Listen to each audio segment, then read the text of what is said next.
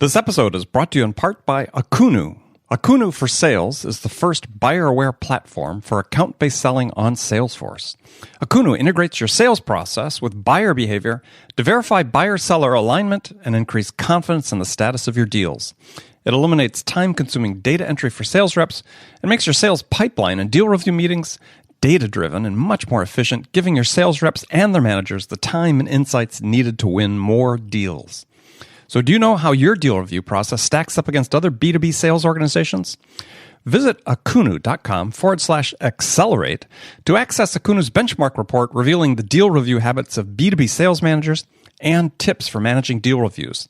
See how you stack up and create your action plan for a better deal management.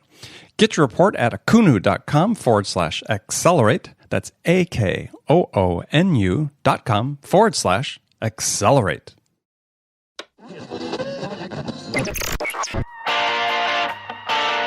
It's time to accelerate. Hey friends, this is Andy.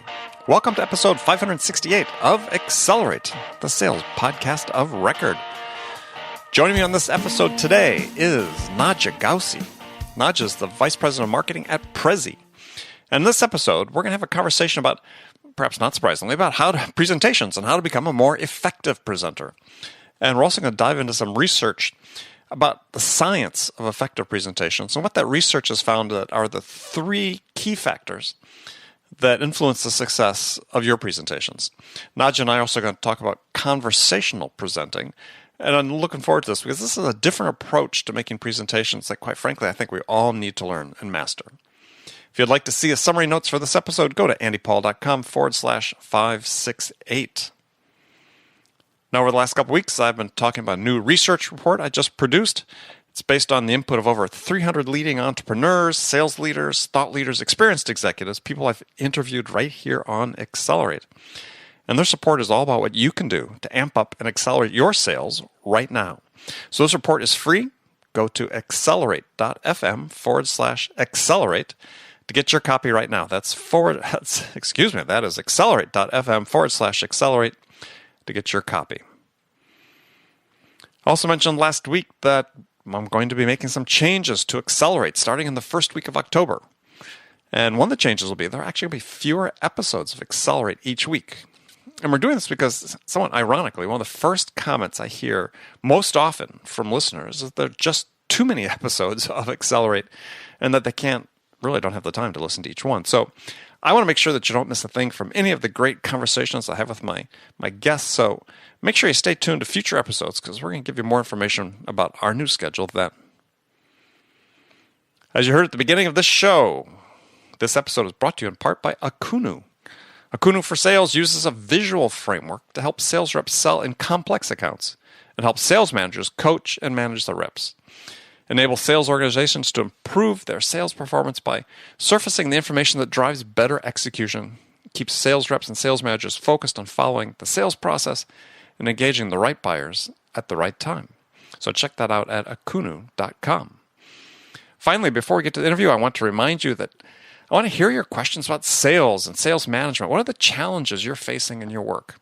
So if you send your question to me, each week I'll choose one question from those submitted the previous week to answer on my Friday conversation that I have with my regular and special guest, Bridget Gleason. And the winner, the person who submitted the question that we choose, will win a free half-hour coaching session with me. That's a $250 value, so you don't delay. You want to do it today. So you can send your questions two ways. One, you can send it to me at email, the old-fashioned way, andy@andypaul.com. Or if you just go to my website, andypaul.com, in the lower right-hand corner of the screen, you'll see a red button that says Ask Your Question. Click on that, and you can leave it for us like a voice message. And the one we'll choose, if they submit it that way, will actually play their question on the air. So anyway, we want to hear your questions. Go to andypaul.com, click Submit Your Question, or you can send it to me at andy@andypaul.com. All right, let's get on with the show. Let's accelerate with our guest, Nadjya Ghausi. Welcome to Accelerate. Thank you for having me today. Hey, my pleasure. So before we jump into it, I've got a standard question I ask all my guests at the beginning of the show. So this question is, in your mind, in your opinion, what's the single biggest challenge facing sales professionals today? There is so much noise in the marketplace today that if you think about what is sort of the evolving most finite resource out there in terms of sales, it's getting people's attention. Attention spans are decreasing. There's so much competition to capture people's imagination and engage with them that I think that and this is sort of a byproduct of all the investments of technology that it helped us identify the right people. But now we have to start thinking about the engagement part again. And there are different ways people are engaging, virtually, in person, however. But the way to capture people's attention, to me, is going to be a success point, and also very oftentimes a blind spot in the way the sales funnel has been sort of represented. It's kind of the handoff between sales and marketing, and oftentimes a very underinvested part of what makes a really successful sales cycle. I could go even further to say, when you think go as far as you want. All right, I'll keep going. So, when you think about, the sales cycle time, today there's a very common knowledge that, prospects come into these meetings, 60, 70% of their research is done before they've gotten there. You now have the opportunity to present. What can you do to connect with that prospect or customer very quickly and engage on the topics that they care about? Because, again, kind of a la accelerate, you're accelerating your sales cycle by honing in on what they want to talk about right away, as opposed to putting them through a sort of rigorous march that is sort of preordained. So there's a great opportunity here to sort of change the dynamic when people come and they actually have the presentation and what that dynamic looks like. And we've done a lot of research, and we think that it's sort of if you think about a capability or skill, that ability to adapt to what the prospects and customers want to talk about is something we call conversational presenting. We think it's a skill that great salespeople are going to have in the future. And this is one area we think is just a super important area to focus on. Okay. Well, we're going to get to conversational presenting. So sure. Let's take a step back and just talk a little bit about Prezi and what they do, because it's a great tool, but I'm not sure everybody that's in the audience is aware of what you do and your capabilities. So give us a little background. Sure. Prezi, we've been around since about 2009. We were founded then. A little bit unique in that the product was developed in Hungary. We moved to San Francisco. And since then, we've grown to a user base of about 85 million. So it's a very well-known product. We come up through the EDU market. We launched into the business market. And what's really great is it's given us a foothold of being introduced into businesses today from people who've used Prezi from prior experience. So Prezi is, as in terms of what it is, it's a presentation platform. And it's very unique in that it really allows people to connect more powerfully with their audience. It's not like traditional slides. Prezi is built on an open canvas that allows you to navigate through topics freely, have interaction, collaboration between you and viewers.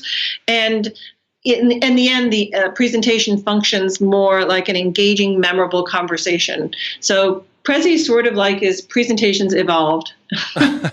Okay, so let's go back and unpack that just a little bit so people understand. So unlike conventional sort of sequential slide decks you might do in PowerPoint or Keynote, so for people to visualize what Prezi is, it's, as I think you use the term map-like in your literature, but basically there's it's to think about your presentation being like on a big canvas that you sort of move through.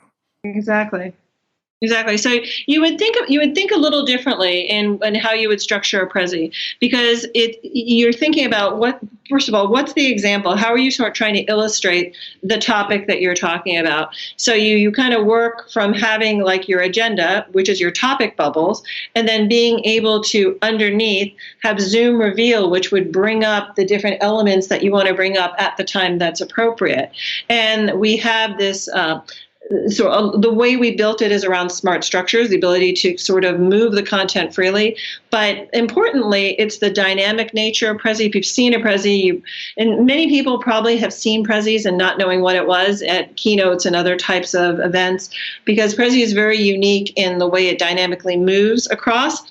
and because it's very flexible in nature. So the navigation is very unique relative to other sort of linear approaches. The nonlinear approach of Prezi is adapting again and having the topic and format and flow in the context of your audience. Yeah, I mean it's more like watching a movie as opposed to watching a slideshow of your family trips. Yeah, some people have called it a sort of a cinematic kind of thing. I've heard that before as well. Well, yeah, with the zooming and panning functions, I mean, that seems very camera-like. So what was sort of the foundation about, developing Prezi? Why, who came up with it? And, you talk about this concept, the method of loci or loci, depending on how you pronounce it.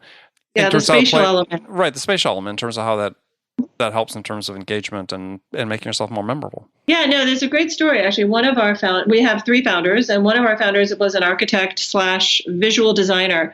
And he was looking for a better way to communicate the ideas he had. And none of the products available in the market at that time really made any sort of good use of space. Space has meaning between objects, how big the objects are, where their relative location is. And so he sort of incorporated the dynamic movement with the spatial element that came up with this freeform canvas, which was a very different way to communicate ideas. So it actually was born out of necessity, where we had, a creative / designer / architect who, found, he was solving for his own needs and became something that caught on really quickly. What's amazing to me, and this is sort of a sidelight, but I've been in SaaS business for a long time, and this is one of the few products that sort of elicits an emotional response. We actually have love letters and breakup letters to Prezi here, that people are so emotionally tied to the product because you get very connected when you're creating your presentations in the product. So anyway, I find that kind of an interesting thing. Well, what are the breakup letters? Oh, well, we don't have the love letters on the wall. And the breakup letters are just more around, I've tried to use this and I couldn't do that. And so we kind of get a bit of everything. Well, let's talk about creating a Prezi, because I mean, it's sort of second nature now. Almost anybody can present or develop a slide deck, whether it's graphically appealing or not. That's a whole second order question. But what are sort of the starting steps of how you prepare your content, I guess, for creating a Prezi? Sure. Well, a couple things you would want to think about is, first of all, work from the end forward. So how do you want to leave your audience? What's the message you want them to take forward? Is there something you're trying to activate them with? So you kind of work backwards from that. Then you also think about what is the best visual examples that bring to life the story that you're trying to tell. You've heard the term metaphors. And so, example, if you're got a great goal, maybe it's like scaling a mountain. If you've got different pieces come together, it might be something like a jigsaw. There's as many different ways to sort of think about what's the structure of your story.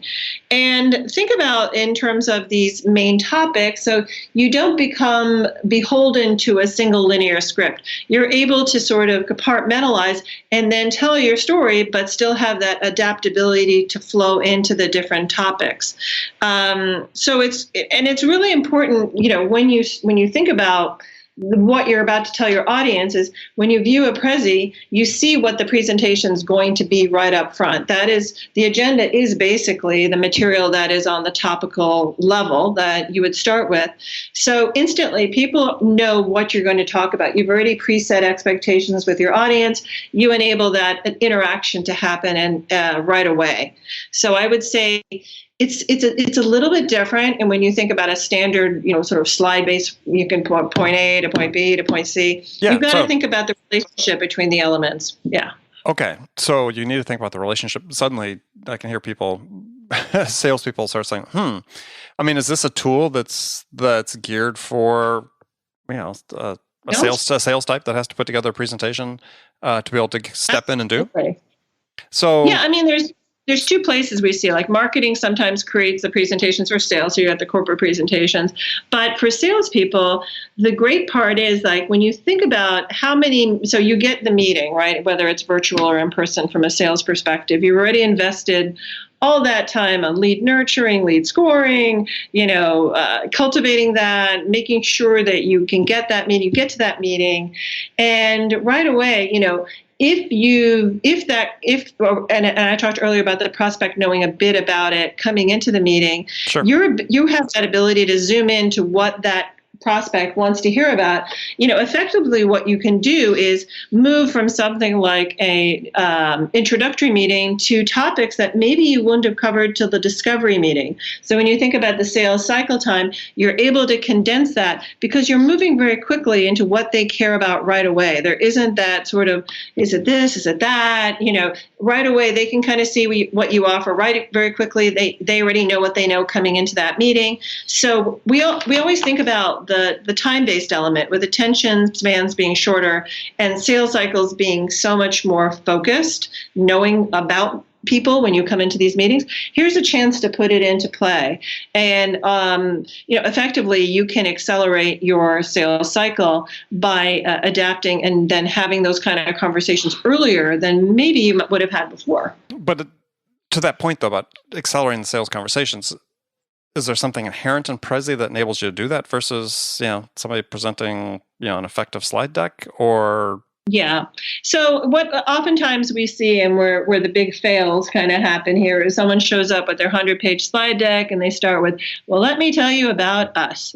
And they've got 100 slides on slide 99. So at that point, the prospect says, well, what, I really want to hear about this. And then the guy says, well, I'm going to get there. Just wait a minute. I'm going to get there. It's that I'm going to get there moment. You don't have that. You've got that ability to quickly say, okay, let me take you right here.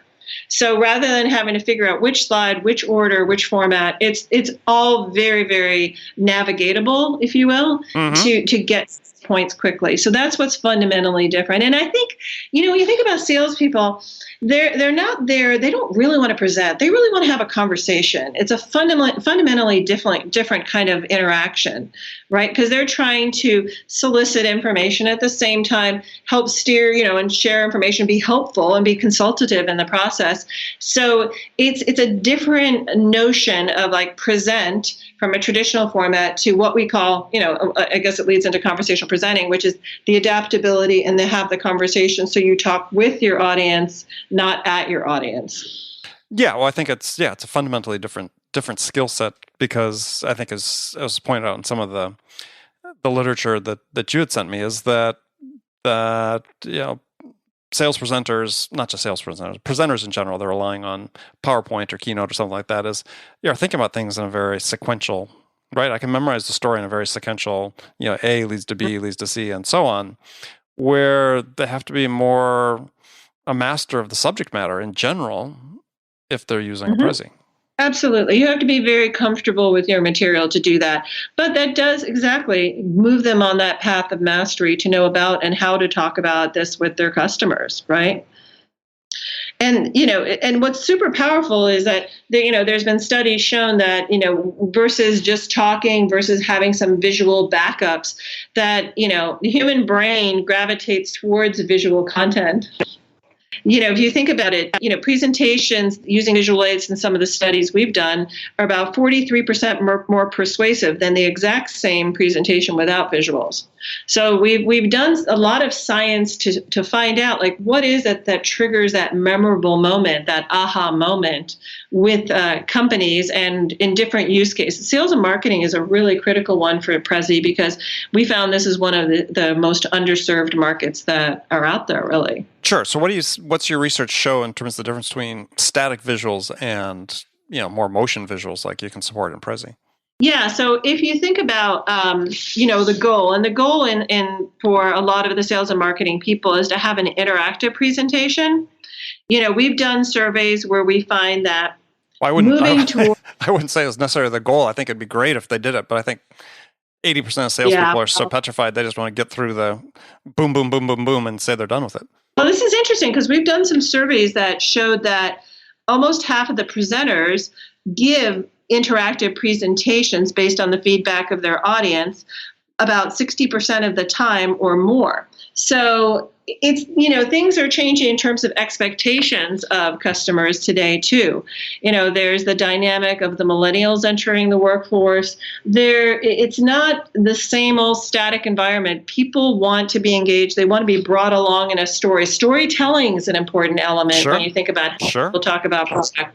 So storytelling has been a real benefit for Prezi because we help people bring people along in a memorable way. So it's not just the movement and the structure and the space, but also it's the framework by which the storytelling becomes the foundation of how people have that impression about your product. And I think that's really one of the key things I see with Prezi for sales reps is, for all the talk there's about storytelling, it's still a hugely underdeveloped skill within the sales force in general. And I see this as a tool that actually, when they put in front of a customer, becomes much easier because it flows in a way that a story flows. Exactly. And I think that the presenters feel more confident as well because they then can adapt and they have mastery. Kind of, you pointed that out earlier in the conversation about the material. And having a story is so much more impactful because that's what people remember, or they remember the sequence. They remember an aha moment from there. Yeah. I mean, stories more memorable than data for sure. And I think that there's been numerous studies that show that that's the case. Yeah. So then, as I said, you sort of take it then sort of the next step, which is you talk about conversational presenting, which I think is an interesting concept because, again, I think most people when they're speaking in public or speaking in front of a group, and certainly it's been my experience with watching thousands of salespeople, is, again, the impetus is sort of to get through it and then engage in questions after the fact, as opposed to, hey, let's make this a true collaboration as we go through this process. And getting them over that hurdle, I think, is really, really important. And if this technology does that, then it's a great tool for them. Yeah, and you bring up a good point. There are different use cases. There's Prezi, that's the main tent TED speakers, which we've done, and that's been for one audience. But then the smaller groups, the interactive, conversational presenting oriented, which is more around the salespeople. So it's a great use case and one that we've seen that salespeople have definitely gravitated towards because, here's another thing. There's a ton of presentations that are out there. And after a while, every PowerPoint presentation starts to look the same. So if you do something a little bit different, you also stand out from the crowd. Absolutely. So you want to be a salesperson to look a little different. We also have parts of the product because we've thought about Prezi as a full lifecycle presentation tool. It's the creation side, it's the presenting side, but then there's also the back end, which is the analysis, which, 5 minutes after you're done presenting, how well did you do? What did people look at? So we also have built that into our products, so it informs back to the sales team to say, hey, they looked at it, they didn't look at it, or if they did look at it, what did they find most interesting? And it really, what's great about it is it helps inform improving your presentation for the next time. So you can actually know what areas to focus in on or what areas maybe you need to spend some time and improve a little bit. So you have those analytics because somebody creates a Prezi, they're hosting it. I mean, Prezi's hosting it. Yes. Yeah. So there's an analytics link and you would share the link. Yes, exactly. Based on permissions. And you have the ability then to track that performance. And we have integration to both Slack and Salesforce. Mm-hmm. So you would see that wherever, you spend your time as a sales professional or sales manager. Mm-hmm. Very interesting. Yeah. Well, let's talk a little bit about the collaboration aspect of this because this I think is really a powerful one. You guys are probably familiar with Dan Rome, who's written a great book, many great books, but Draw to Win, where it talks about, you get up on the whiteboard, you start drawing this out, and then you stop, when you go a certain way through it, and you invite the customer up and to help complete the drawing. In that case, then they start assuming some ownership in the collaboration that you've got going. So what's the analog or the analogy there with what you do with Prezi? So if you are developing a presentation with a customer in the event, like, for example, you have a champion at that account and you're trying to create this presentation, there's co-edit, there's collaboration, there's tracking, when people made changes, it's actually up to date and it's for example, in your Slack, if you actually have a one and it'll show up in the Prezi folder. So we have this notion of, the collaboration, the creation process is baked into how Prezi is created. It's not 100% equivalent. You wouldn't go up and draw on a Prezi, but no. You could absolutely zoom in on whatever areas that was most interesting. Sure. But I going back to the comment you just made, is do you have customers actually collaborating with their customers in the development of a Prezi? We have, we have, for example, when we help create Prezis with customers, absolutely, we have shared Prezi collaboration. They have customers inside their own teams collaborating and creating their own Prezis. So yes, there's any kind of group you're trying to put together would be a collaboration group to do that for co-editing and commenting. Yeah, I mean, that'd be very interesting in sort of an enterprise situation where you've got multiple stakeholders, and before you've got sort of the final presentation to the group that maybe includes the C-level guys pass around the Prezi and have them edit and add. Absolutely. And you can set up the permissions based on, what role you want those people to play in the presentation, like view or to edit. Yes. So of course, yes, all those elements. And again, you could even have analytics tracked internally to make sure your team is involved and how much time they're spending on it. In terms of contributing to the effort itself? Yeah, sure. Make sure they looked at it too. Interesting. Yeah, I like that. That'd be very useful. Well, I think we use it here some. Oh, yeah? So how do you use it internally? Oh, I'm just saying that. So, for example, we'll know, for example, if marketing shares a Prezi, we'll know, if the team actually opened it and viewed it and how much time they spent on it. It's very useful for us to know, is our material resonating? So how do you work with your sales team to develop content? Well, there's a number of things. I mean, we'll work backwards. Well, first of all, we have sort of from a marketing perspective, sort of the key messages that we talk about. And for us, there's sort of the product, but there's also, I think I mentioned conversational presenting is more about the capabilities and building out more detail on what it is. It's really important for them to, sort of be the people using the product in the field that helps inform back to us what's really useful, what it enabled them to do. It's great that we have a product that everyone in the company uses, and everyone has a slightly different use case. For example, the head of product is using it to track product stages and different agile sprints that are going on. And then I have people that are doing brand marketing, who are always concerned with, are we ensuring that we have that brand standard guidelines and the standard overview. So the use cases are all different. Salespeople use it to show what's possible in Prezi, but they also have a leave behind that they give to people so they can play with it and see what Prezi looks like. And we have galleries online that you can actually see Prezi examples. And in fact, one thing we just showcased just about, I'd say maybe a little over 6 weeks ago, we actually are previewing Prezi augmented reality and showed that on stage at TED. And so there's many different interesting evolutions of what is a presentation going forward. The future of work is changing, so is the future of presentations. And, we're actually showing examples now of what's possible for people to be part of the story, be in the story. And that's very exciting. So give an example of that. So the example I'll use was the one we just showed with Dr. Robert Sapolsky, where he was, this is more of a main tent example. It was one of the first use cases we've introduced, where he's talking about his new book, which is about the biology of decision making. It's a book called Behave. And he has on the screen somebody pointing a gun at him, a visual. And he is able to interact with that as he's talking. The presenter is still front and center, but the engagement is with the presentation next to him. So what you've done is you're not virtual reality where it's its own world. Augmented reality, it's still people first in the center, but interacting with the material that is the presentation to help bring it to life.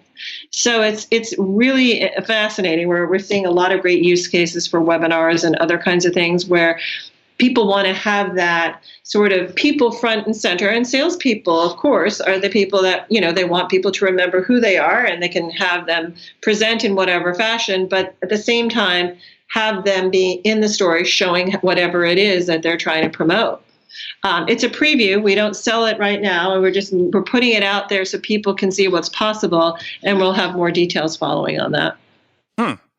Very interesting. Mm-hmm.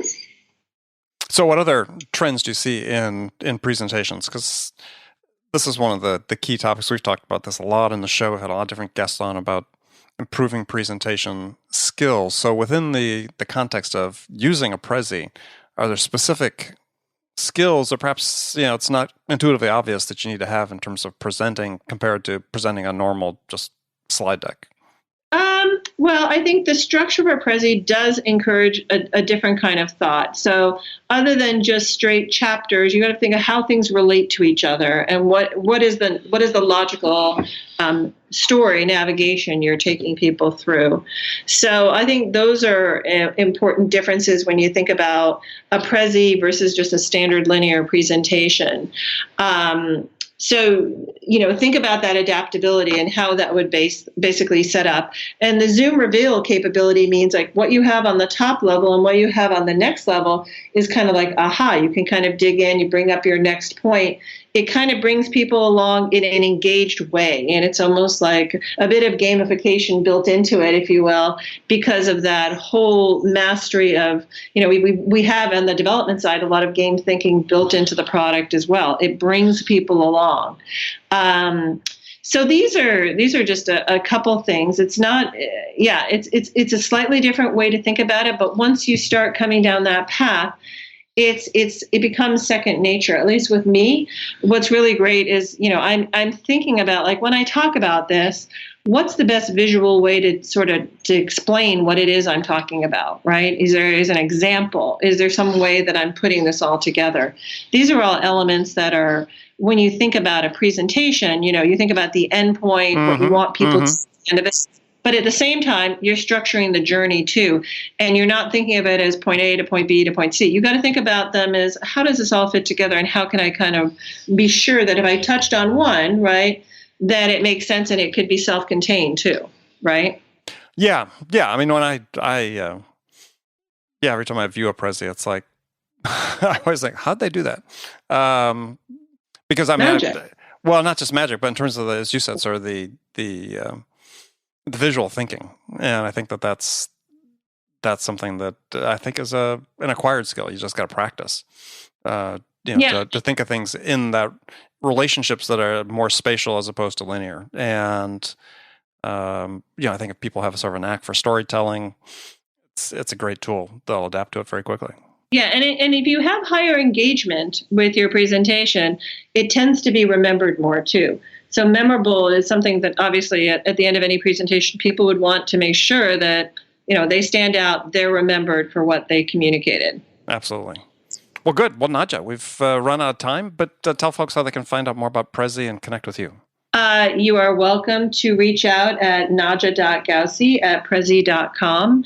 And a lot of the things I've talked about today there's a couple of great sites on the prezi.com website. There's a blog site that has a lot of great research, and as well as some of the examples. We have a gallery, and we have just a lot of things to show. So if you have a chance, listeners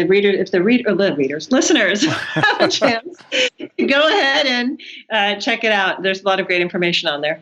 Excellent. Well, again, thank you for joining me today. Friends, thank you for spending this time with us today. Be sure and come back tomorrow for another great episode of Accelerate. Until then, if you get a chance, please go to iTunes, wherever you listen to this podcast, and subscribe if you haven't done so already. Also, leave a review. We want to hear what we can do to make this a more valuable experience for you. So thanks again for joining me. Until next time, this is Andy Paul. Good selling, everyone.